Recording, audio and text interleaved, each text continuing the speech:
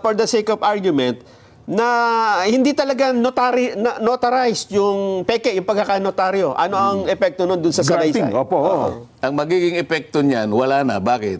Kasi subsequent to that event, si Gutesa humarap sa komite. Humarap sa Blue Ribbon Committee at siya'y pinasumpa. Okay. At doon ay binasa niya yung kanyang sworn statement. Okay. At pagkabasa niya, pinagtatanong siya.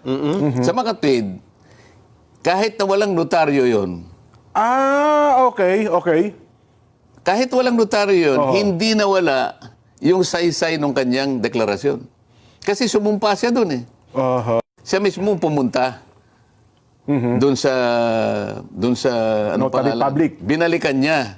Binalikan niya eh. Kasi nagkamali po yung pagkakatype, yung pong December 6, 2025. Hindi po 25, 24. Kaya binalikan ko po kanya. Ang ginawa po nila, kinurek lang nila tapos pinapirma sa akin. Doon sa mismong notaryo. O sige. Kaya alam ko na pumunta siya dahil nga sinabi pa niya na meron pong mali dito. Para siguro korekin din yung record na iniwan niya. Kasi kukuha ng kopya yung notaryo. Eh. Yes po.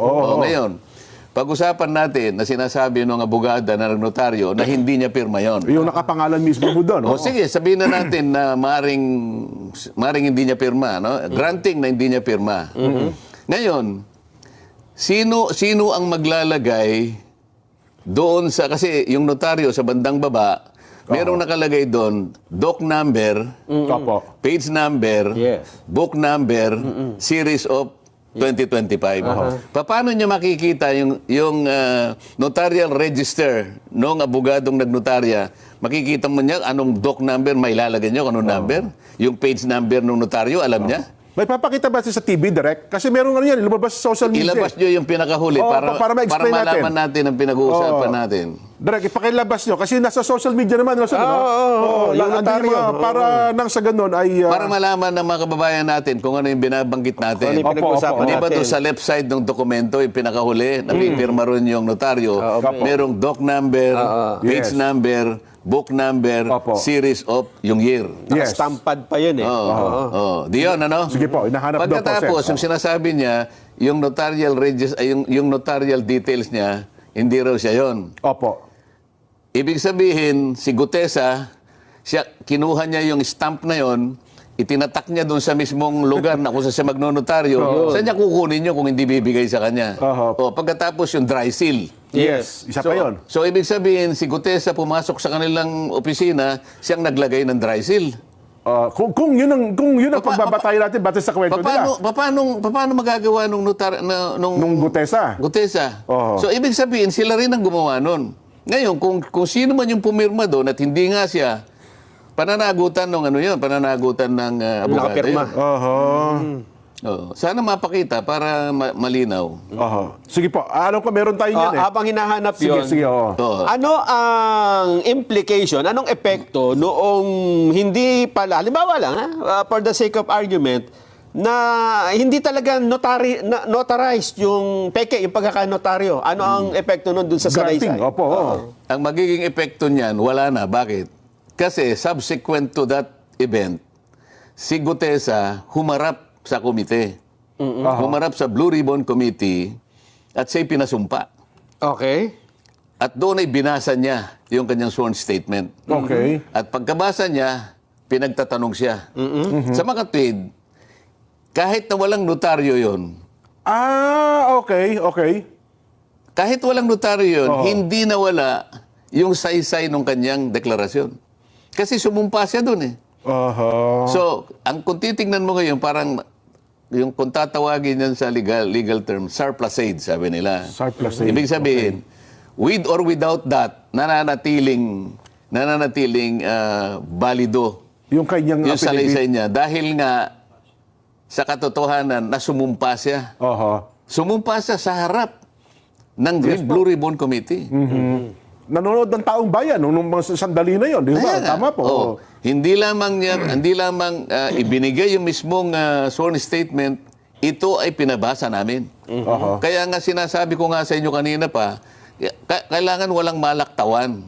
Ayun. Sinusundan namin yung pagbabasa ng kanyang statement eh. Aha. Dahil recorded yun. Aha. Recorded yun. Paano kung halimbawa, tingnan natin ang record, yung isang linya nawala. Pagkatapos sa susunod na linya, wala na naman. Kulang-kulang yung binasa niya. Magkakaroon ng problema doon. Ayun. Kaya ako pinaulit sa kanya, ulitin mo, dahan-dahan ka lang. Para recorded. Sa kanya yun, salita niya yun eh. Aha. Oh. Ito sa ano to? Okay na raw. Ipakita natin sa telebisyon yung binabanggit o yung dokumento. Hindi, yung pinakahuling, Yung sa huli. yung huling pahina, Last nandun page. yung... Oh, may pirma. Ayun, yan, opo. Ilaki mo nga yun. Ayun, meron nakalagay doc, Doc number. Opo. Ano Sinumpaan at nilagdaan, Hindi yung Opo. doc number nasa Doc baba. number 255. Oh. Doc number 255. Paano makukuha Page ni number paano 54. makukuha nung ano yung yung 255. number ng document kasi makikita mo sa notarial register susundan mo yun eh. Ang pinanggalingan mo siguro 254. So ngayon sa kanya 255. Page At number. Page 58 sabi niya yata. Opo. Oh. Book number. Ano ba 'yon? Hindi ko po maintindihan. Oo. Parang letter V. Saan kukunin ni Gutesa yan? Gutesa. So, ang nag-provide yan, yung notarial staff, kung sino man yun, kung wala man yung abogado, may sekretarya siya, at saka yung sinasabi ko sa yung stamp na yun, Yes. yung Ayan, kulay opo. asul. Yun ang detalye ng notarial commission niya. Ibig sabihin, si Gutesa, nakuha niya yung stamp na yun, siya mismo nag-stamp na gano'n, at nakuha niya yung doc number, nakuha niya yung page number, nakuha niya yung book number.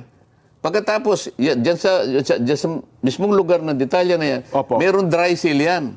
Or yung dry seal, Ay, nakita nyo, may dry seal. may dry seal. So, sa mga tweet, pati dry seal, nakuha ni Duterte. Paano niya mapapasok yung opisina? Yun daw pong Kung pirma. sasabihin niya na hindi niya pirma, nasa sa kanya yun. Ayun. opo. Pero, hindi po pwede na si Duterte may Gutesa sala. ang pumirma niyan. Kasi sila nang gumawa lahat eh. Aha. Ayun. Tapos May kasalanan dyan ang notarial... kung sino man doon sa kung sino notarial man, kung office. sino man. Bakit? Ba't mo pinayagan na mailagay lahat yung detalye na yan? Pakukuha ko yung kanyang notarial register. Pagka tumama dyan, ibig sabihin sila yung naglagay niyan. Hindi si Gutesa. Hindi ba matatamper yun, Sen? Halimbawa? Hindi matatamper yun. Tuloy-tuloy yung number niya. Kasi Makikita. pagkatapos pag tinanggal. ng isang buwan yan, o kung merong ano yan, I-report nila. i-report mo sa RTC na kung saan nakakuha ka ng komisyon. Ayun pala yun.